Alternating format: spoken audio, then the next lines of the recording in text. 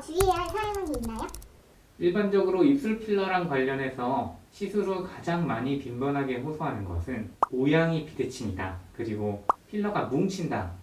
이런 마이너한 문제들인데 이런 거는 뭐 리터치라든지 뭐 개선을 시킬 수 있는 가능성이 있지만 가장 큰 문제 그리고 비가역적인 손상을 일으키는 것으로는 괴사를 생각해 볼 수 있어요. 입술은 혈액순환이 풍부한 조직인데 안면 동맥에서 분지하는 윗입술 동맥과 아랫입술 동맥이 지나가는 부위이기도 합니다. 만약에 입술 필러를 주입하는 중에 필러가 동맥 또는 정맥을 통해서 주입이 돼서 혈관이 필러에 의해서 막히게 되면은 그 혈관이 담당하는 부위는 괴사될 가능성이 있습니다.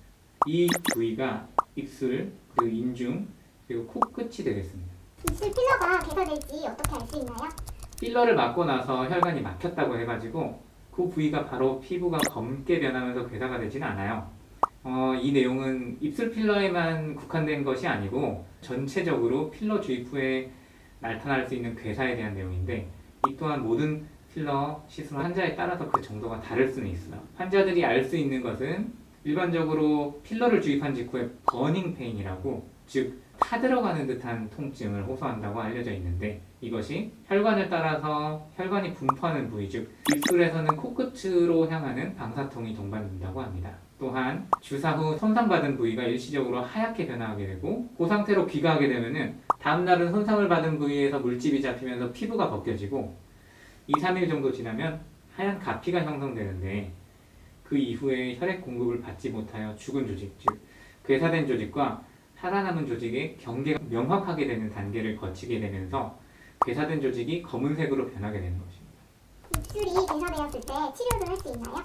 국내에서 시행되는 필러의 건수에 비하면은 괴사가 진행되는 경우는 극히 드물지만 아예 없다고 할 수는 없어요. 우리가 흔히 비행기가 출발하기 전에 안전벨트 매라고 하는데 실제로 비행기가 떨어지는 것을 흔히 겪는 경우는 아닌 것처럼 생길 수도 있지만은 실제로 경험해 보는 것은 거의 드물다고 할 수 있습니다. 다만 이런 일이 발생했을 때 대학병원에서 우리 성형외과를 수련받은 성형외과 전문의 선생님들이라면은 이런 각종 문제가 생겨서 내원한 환자들을 경험해 본 경우가 많이 있어서 초기에 대처가 적절하게 이루어지는 반면에 이런 경험이 없는 일반 의사 선생님들 같은 경우에는 당황을 해서 치료 시기를 놓치는 경우가 많습니다. 이미 혈관이 손상된 거를 되돌릴 수는 없기 때문에 치료에 있어서 가장 좋은 건 허혈에 의해서 괴사가 발생하지 않도록 하는 것이겠지만 일단 발생해버린 경우에는 그 범위가 최소화되도록 조치를 취하는 것이 좋겠습니다. 또 필러를 맞은 후에 보통은 붓기 관리를 위해서 냉찜질을 하라고 말씀을 드리는데 이런 경우에는 냉찜질은 혈관을 수축시켜서 혈류량을 줄임으로 삼가해야 되겠고 오히려 온찜질을 하시는 것이 좋겠습니다.